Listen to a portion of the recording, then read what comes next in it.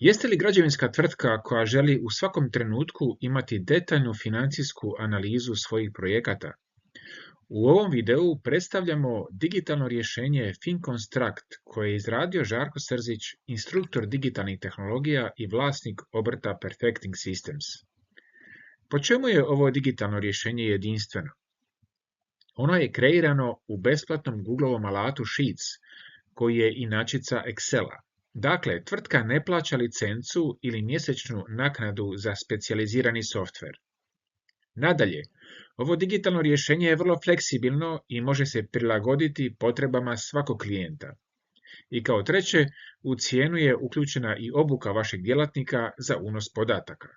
Za korištenje ovog digitalnog rješenja potrebna je samo osnovna razina digitalnih vještina. Ukratko se upoznajmo s FinConstructom. Građevinske tvrtke dobro znaju da je izazov iz računovodstvenih podataka dobiti financijsku analizu nekog građevinskog projekta. Takve analize mogu potrajati i često se rade od nule. Velika je vjerojatnost da se nešto previdi. FinConstruct je digitalno rješenje koje daje financijsku analizu nekog projekta odmah nakon unosa nove transakcije. Pogledajmo module FinConstructa.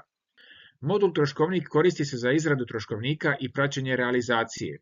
U modulu transakcije unose se zapisi. To mogu biti ugovoreni radovi, izvantroškovnički radovi ili VTR, troškovi i situacije.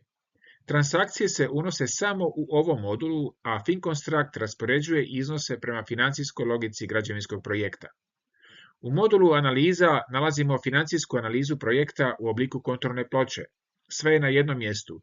Ugovoreni radovi, situacije, troškovi razvrstani prema kategorijama, grafički prikaz i konačno profit. U modulu Graf nalazimo grafički prikaz troškova, situacija i zarade u toku trajanja projekta, što tvrtki omogućuje praćenje toka novca. Ukoliko želite detaljnu prezentaciju ovog jedinstvenog digitalnog rješenja, kontaktirajte nas putem e-maila ili nas nazovite. Podatke možete pronaći u opisu ovog videa.